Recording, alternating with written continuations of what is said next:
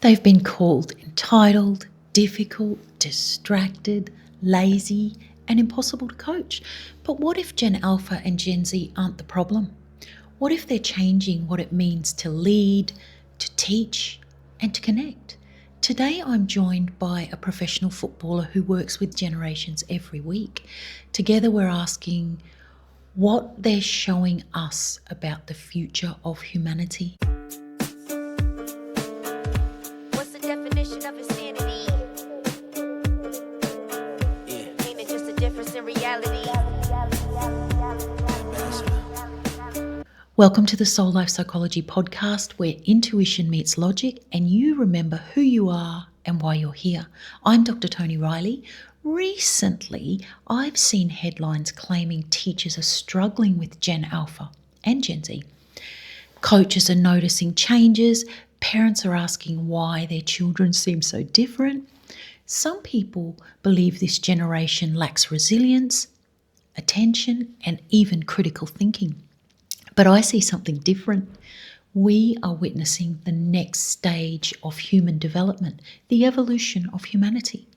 Today, I'm joined by someone who spends almost every day with young athletes. She's a professional footballer, a goalkeeper and coach, and she's watching these changes happen in real time.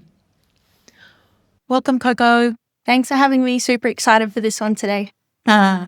I brought Coco in today to discuss this article that I read on BuzzFeed. That article was centered around Gen Z and Gen Alpha and what the teachers were experiencing with them. They'd compiled a list of frustrations that teachers were saying about these generations.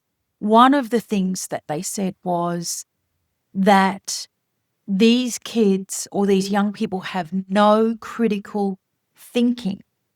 And I thought that we know through LifeMap why this is happening and whether the kids or the young people can even do anything about it.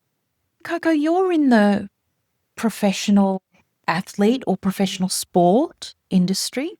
So you are training as part of a team, and you also coach younger kids, which probably fall into the Gen Alpha crew. And I suspect that your peers would fall into the Gen Z category, being born since 2000.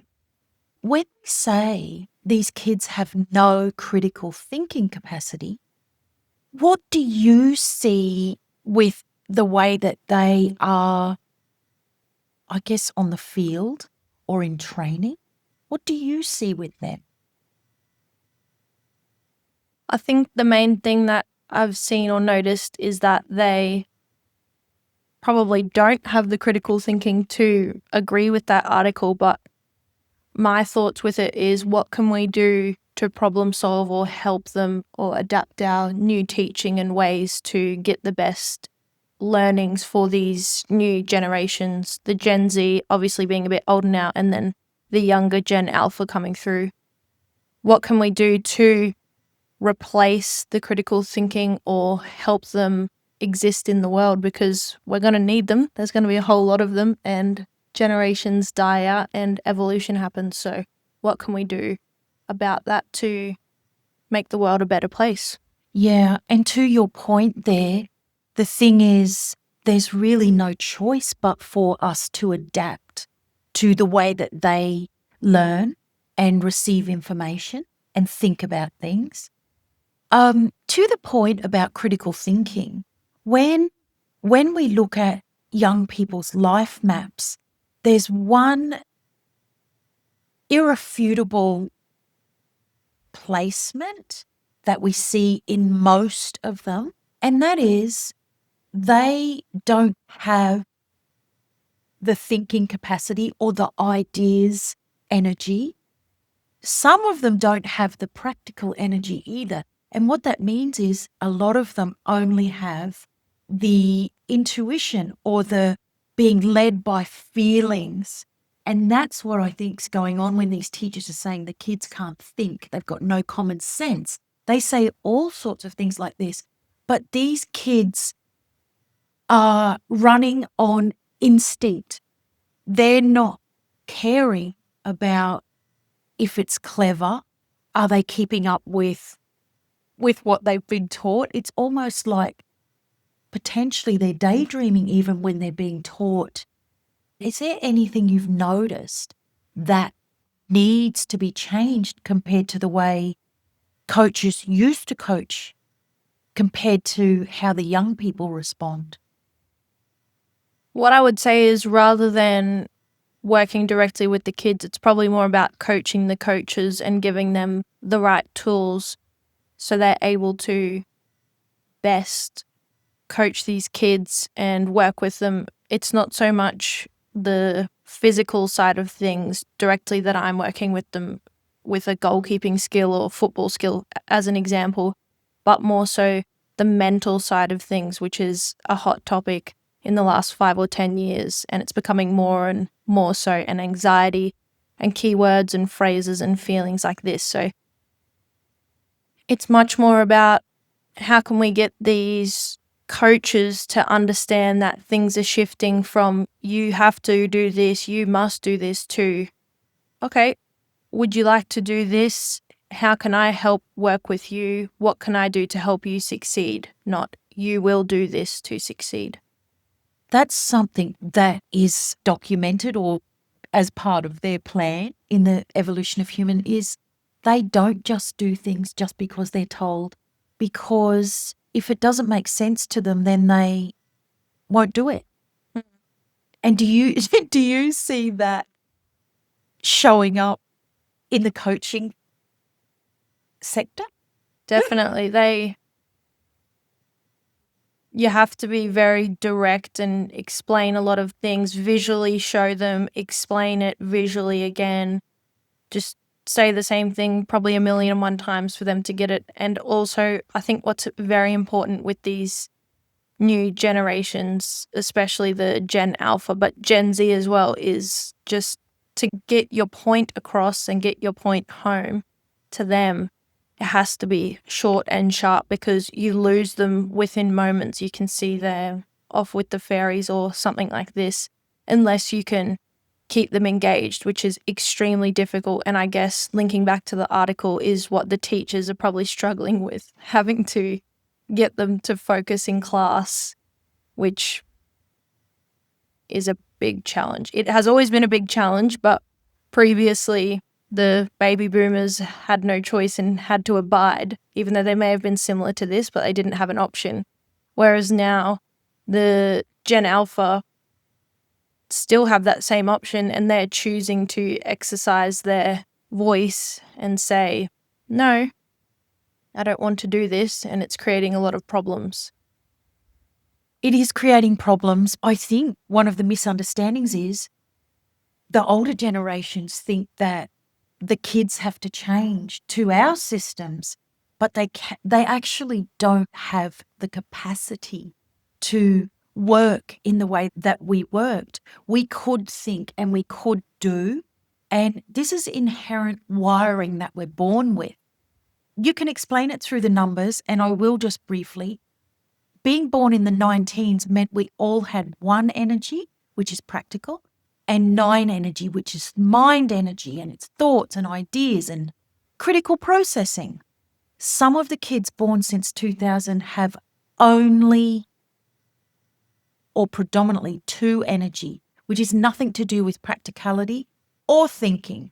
It's all to do with feeling. So this is why these kids, or most of them, it's not 100% of them, but most of them just do not have the capacity to sit and think, to listen to a lecture for a long time. It's impossible, because their intuition or their instinct is tuning them out, especially if it's not of use to them. Whereas we were taught, and we took this information in throughout school. How much do any of us need after school anyway? But what we see with these young people is they're not taking it in regardless. So they're definitely bringing some balance back to what matters to a human. within our lives. Unless you're a mathematician, the square root and those types of things that we're taught just don't really matter to most people. And that's what I see with the young people. They just can't take it in. That's just an example of what needs to adapt in a massive way to be able to accommodate not so much what they learn, but how they learn. I think that one thing that's very much missing, perhaps in the coaching realm, you can give your thoughts on this, Coco, is if they're leading with their intuition and their heart and they're kind of following energy, you can hear it in the way that they speak. I feel this. I feel that. Instead of saying, I think this or I think that, even their language defaults to, I feel like, I feel this, doesn't it? Do you see that even within you're in the football world?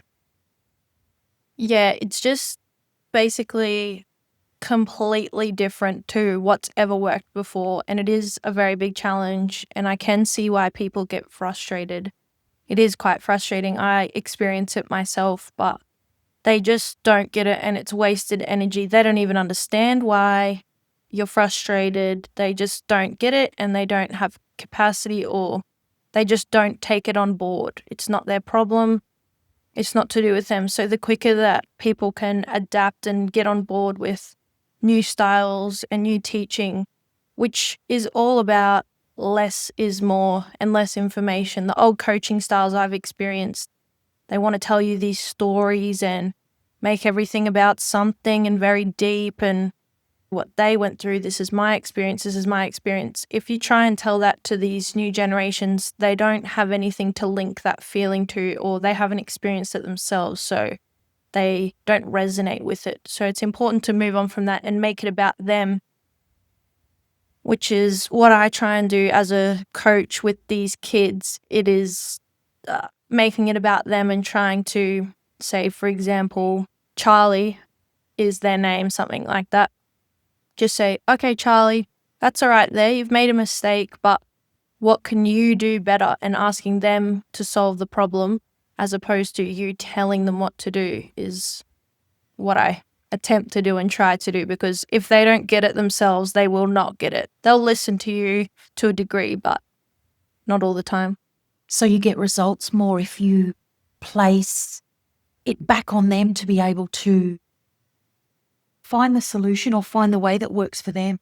Yeah, any of the above. Find the solution or get them to work it out.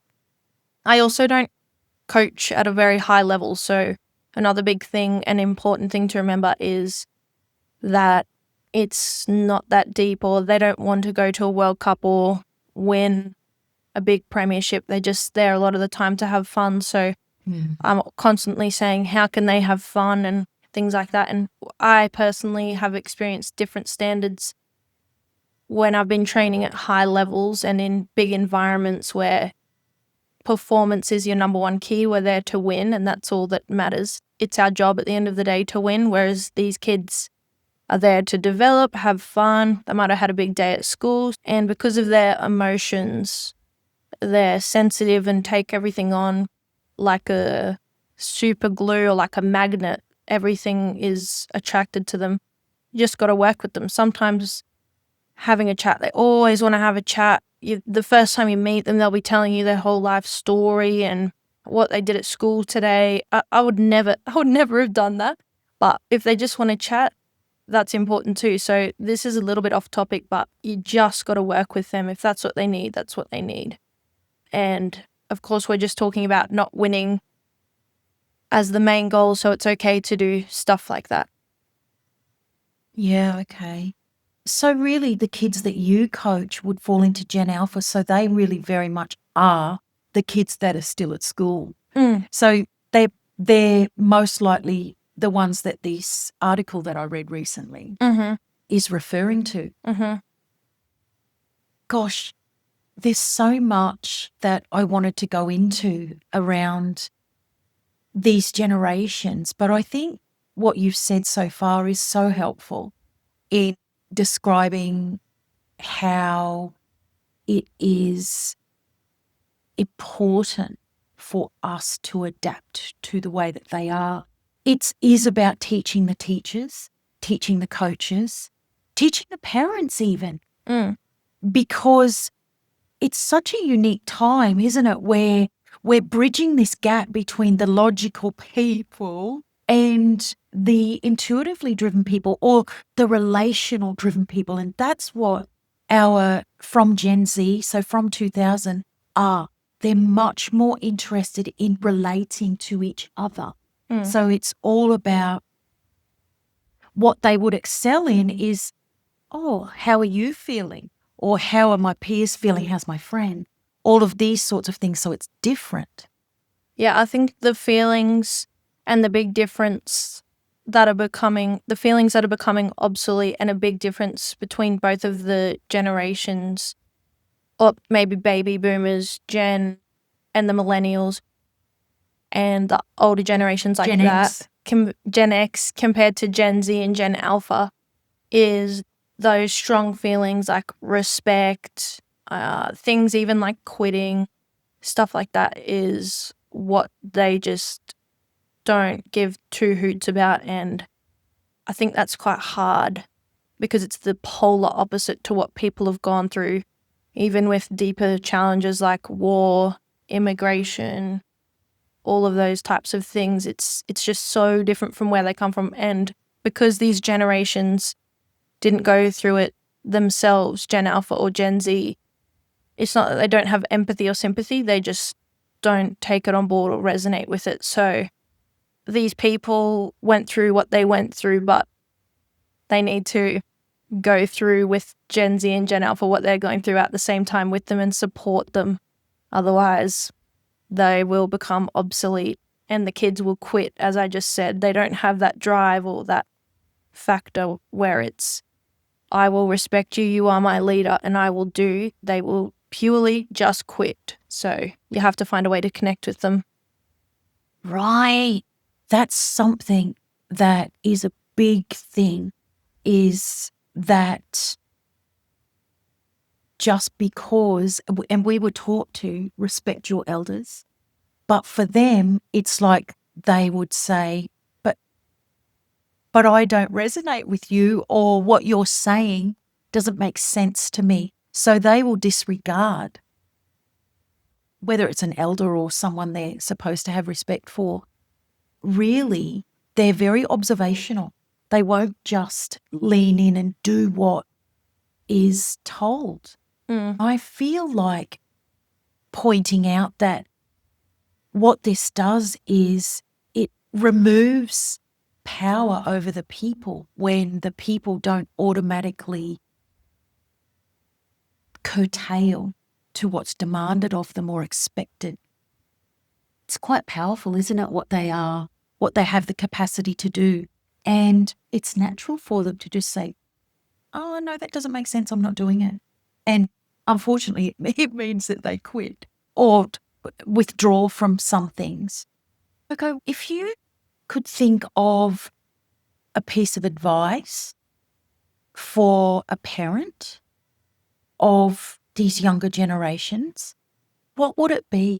The thing that's coming to my mind is to ask your children, or if they're a teacher, ask the children in that aspect, or a coach or something like that, would be to ask about how they're feeling and make it more about them, not about you. Okay. Asking them how they feel would be the first place I'd start if I had to keep it very simple. Yeah. And it's such a simple thing to ask someone how they feel, but people who were logical didn't default to, how are you feeling? So that's a great piece of advice. If you think about coming from the perspective of a coach, what do you feel is the biggest or simplest even change that they can make to create a cohesive team or to get the best out of these young kids? That's a very big question. I'm not sure I have the answer directly to that, but what I would say is incorporating the emotional side of things and not mental and mental health in this new word, because that's quite confusing and maybe we could touch on that in another episode. But emotional state and emotional well-being, if you can incorporate that as well as the physical performance, physical attributes, obviously in the example of football, they're going to be kicking the ball. That's fine. They can work on that as much as they want, but incorporating the coaching in with the emotional side is what needs to happen. On that note, would it be an accurate observation that millennials, for example, were competitive, whereas the newer generations need to get along with each other? So are they less competitive? What I would say is the millennials have self-drive and individual performance, and they have exterior factors that is driving them to individually perform, pressure on themselves, things like that. Whereas the newer generation, Gen Z and Gen Alpha, they do not have those self-burdens the same. Their self-burdens are current, and when I say current, I mean anxiety in the moment, feeling uncertain, feeling sick, things like that, as opposed to if I don't win the game and I go home tonight, X will happen, or I will be sad, I will this, I will that, I will lose the respect of this person. All those kind of feelings and emotions are finished now, or they're coming to an end, and it's in the moment with Gen Z and Gen Alpha. And that's what I notice with them. They definitely love being in a team, and if they feel comfortable in that space, then they're their best self. If they have friends and can talk, very chatty bunch, and they love to feel, I guess, together in a group. Connected. Yeah, connected. Great word. Yeah. Connected. On that note, that's what they're here to do. So as a whole, in the evolution of humanity, they are helping us come back to a much more connected race, to a much more connected humanity. Coco, thank you for joining me today. Can I ask for you to come back sometime so that we can talk about mental health and how these other, everyday Buzzwords. Trending Trending phrases. are playing out with our younger generations? Yeah, I'd love to discuss mental health, and I'll throw another one in there too, imposter syndrome. Oh, yeah. That word gets me going a bit. It's used now like you're going to buy a loaf of bread too often. Do these younger generations suffer from imposter syndrome? We'll answer that in the next podcast. Thank you, Coco. Before we continue, I want to let you know that applications are open for Recall Therapy Practitioner Certification. Recall therapy is much more than past life regression. It's a therapeutic process that helps people clear the fears, trauma, grief, and experiences affecting their lives. And we do it through experiential exploration, communicating with the soul. If you're a therapist, life coach, healer, or someone wanting to understand yourself on a deeper level, this training will teach you how to facilitate profound change with confidence and compassion. You can learn more about this at TonyRileyInstitute.com. I think every generation arrives with something to teach the one before it. Gen Alpha and Gen Z aren't here to fit into the world that we've created. They're here to help us create a better one. Thank you for joining us for another episode of the SoulLife Psychology podcast. If this conversation resonated with you, share it with someone who works with young people, a parent, a teacher, a coach. I think this is a conversation we're only just beginning to have. Next week, we're returning to our series on emotional bruises as we explore why some people feel responsible for everyone else and why perfectionism is both a gift and a burden. Until next time, self-awareness is the ultimate activism. What's the definition of insanity?